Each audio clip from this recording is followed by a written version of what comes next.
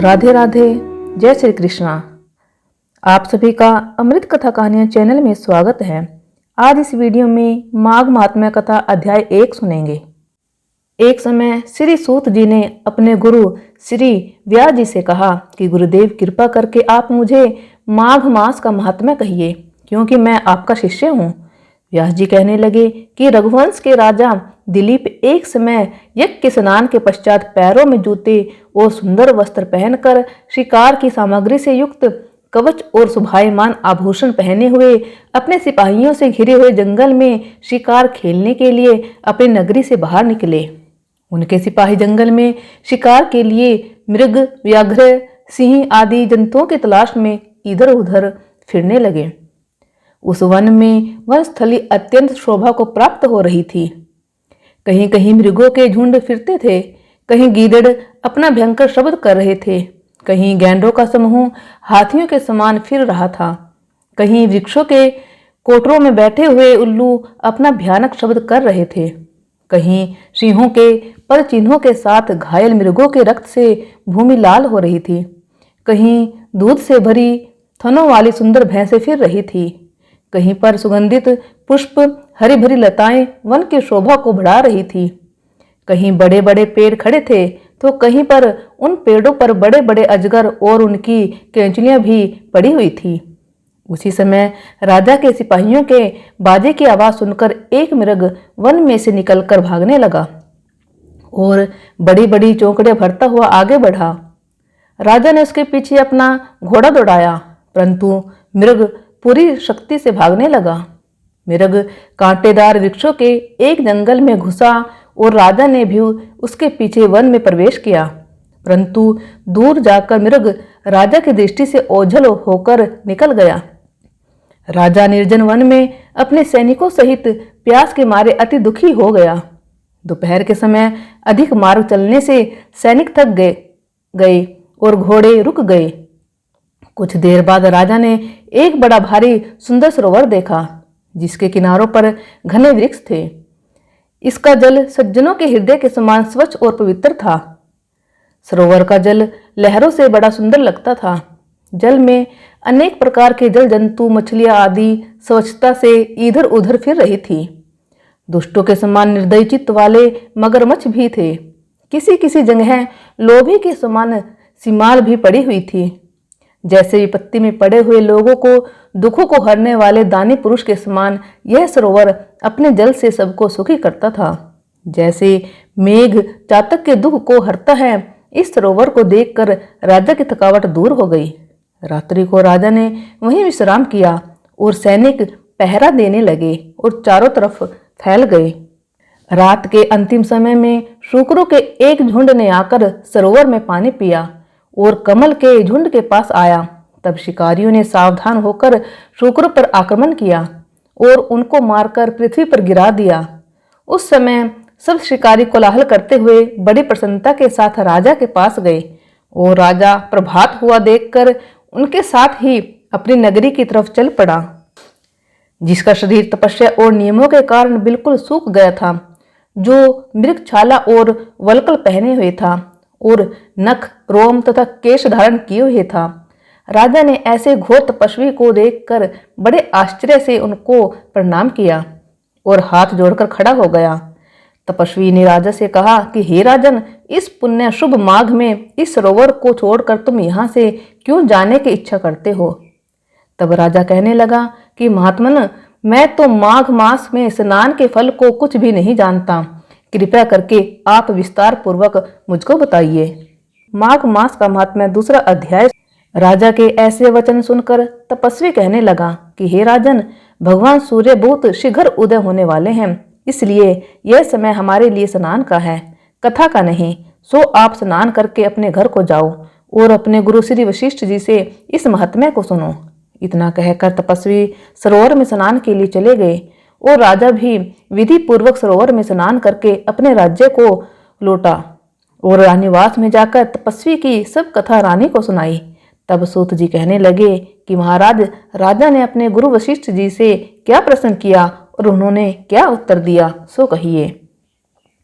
व्यास जी कहने लगे, हे सूत जी, राजा दिलीप ने रात्रि को सुख से सोकर प्रातः समय ही अपने गुरु वशिष्ठ जी के पास जाकर उनके चरणों को छूकर प्रणाम करके तपस्वी के बताए हुए प्रश्नों को अति नम्रता से पूछा कि गुरु जी, आपने आचार, दंड, नीति, राज्य, धर्म तथा चारों वर्णों के चारों आश्रमों की क्रियाओं, दान और उनके विधान, यज्ञ और उनकी विधियां, व्रत, उनकी प्रतिष्ठा तथा भगवान विष्णु की आराधना अनेक प्रकार से तथा विस्तार पूर्वक मुझको बतलाई।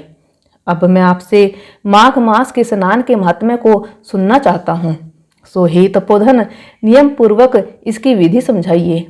गुरु वशिष्ठ जी कहने लगे कि हे राजन, तुमने दोनों लोकों के कल्याणकारी, वनवासी तथा गृहस्थियों के अंतःकरण को पवित्र करने वाले माघ मास के स्नान का बहुत सुंदर प्रश्न पूछा है।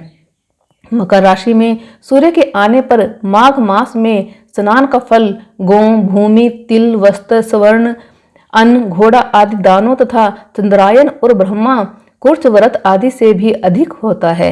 वैशाख तथा कार्तिक में जप, दान, तप और यज्ञ बहुत फल देने वाले हैं, परंतु माघ मास में इनका फल बहुत ही अधिक होता है। माघ में स्नान करने वाला पुरुष राजा और मुक्ति के मार्ग को जानने वाला होता है। दिव्य दृष्टि वाले महात्माओं ने कहा है कि जो मनुष्य माघ मास में सकाम या भगवान के निमित्त नियम पूर्वक माघ मास में स्नान करता है वह अनंत फल वाला होता है। उसको शरीर की शुद्धि, प्रीति, ऐश्वर्य तथा चारों प्रकार के फलों की प्राप्ति होती है। अदिति ने 12 वर्ष तक मकर संक्रांति में अन्न त्याग का स्नान किया। इससे तीनों लोकों को उज्जवल करने वाले 12 पुत्र उत्पन्न हुए। माघ में स्नान करने से ही रोहिणी, सुभगा, अरुंधति दानशीलता हुई और इंद्राणी के समान रूपवती होकर प्रसिद्ध हुई। जो माघ मास में स्नान करते हैं तथा देवताओं के पूजन में तत्पर रहते हैं, उनको सुंदर स्थान, हाथी और घोड़ों की सवारी तथा दान का द्रव्य प्राप्त होता है। अतिथियों से उनका घर भरा रहता है और उनके घर में सदा वेद ध्वनि होती रहती है। वह मनुष्य धन्य हैं जो माघ मास में स्नान करते हैं, दान देते हैं तथा व्रत और नियमों का पालन करते हैं, और दूसरों के पुण्यों के क्षीण होने से मनुष्य स्वर्ग से वापस आ जाता है। परंतु जो मनुष्य माघ मास में स्नान करता है वह कभी स्वर्ग से वापस नहीं आता। इससे बढ़कर कोई नियम, तप, दान पवित्र और पाप नाशक नहीं है। भृगु जी ने मणि पर्वत पर विद्याधरों को यह सुनाया था। तब राजा ने कहा कि ब्राह्मण भृगु ऋषि ने कब मणि पर्वत पर विद्याधरों को उपदेश दिया था, सो बताइए। तब ऋषि जी कहने लगे कि राजन, एक समय 12 वर्ष तक वर्षा न होने के कारण, जब प्रजा क्षीण होने के कारण संसार में बड़ी उद्रिक्तता फैल गई, हिमाचल और विंध्याचल पर्वत के मध्य का देश निर्जन होने के कारण श्राद्ध, तप और स्वाध्याय सब कुछ छूट गए। सारा लोक विपत्तियों में फंसकर प्रजाहीन हो गया। सारा भूमंडल फल और अन्न से रहित हो गया। तब विंध्याचल से नीचे बहती हुई नदी के सुंदर वृक्षों से आच्छादित अपने आश्रम से निकलकर श्री भृगु ऋषि अपने शिष्यों सहित हिमालय पर्वत पर गए। इस पर्वत की चोटी नीली और नीचे का हिस्सा सुनहरी होने से सारा पर्वत पीतांबरधारी श्री भगवान के सदृश लगता था। पर्वत के बीच का भाग नीला और बीच बीच में कहीं कहीं सफेद स्फटिक होने से तारों से युक्त आकाश जैसी शोभा को प्राप्त होता था। रात्रि के समय वह पर्वत दीपकों की तरह चमकती हुई दिव्य औषधियों से पूरित किसी महल की शोभा को प्राप्त होता था। वह पर्वत शिखाओं पर बांसुरी बजाती और सुंदर गीत गाती हुई किन्नरियों तथा केले के पत्तों की पताकाओं से अत्यंत शोभा को प्राप्त हो रहा था। यह पर्वत नीलम, पन्ना, पुखराज तथा इसकी चोटी से निकली हुई रंग बिरंगी किरणों से इंद्रधनुष के समान प्रतीत होता था। स्वर्ण आदि सब धातुओं से तथा चमकते हुए रत्नों से चारों ओर फैली हुई अग्नि ज्वाला के समान शोभायमान था। इसकी कंदराओं में काम पीड़ित विद्याधरी अपने पतियों के साथ आकर रमण करती है, और गुफाओं में ऐसे ऋषि मुनि जिन्होंने संसार के सब क्लेशों को जीत लिया है, रात दिन ब्रह्मा का ध्यान करते हैं, और कई एक हाथ में रुद्राक्ष की माला लिए हुए शिव की आराधना में लगे हुए हैं। पर्वत के नीचे भागों में जंगली हाथी अपने बच्चों के साथ खेल रहे हैं तथा कस्तूरी वाले रंग बिरंगे मृगों के झुंड इधर उधर भाग रहे हैं। यह पर्वत सदा राजहंस तथा मोरों से भरा रहता है, इसी कारण इसको हेमकुंड कहते हैं। यहाँ पर सदैव ही देवता, गुहाक और अप्सरा निवास करते हैं।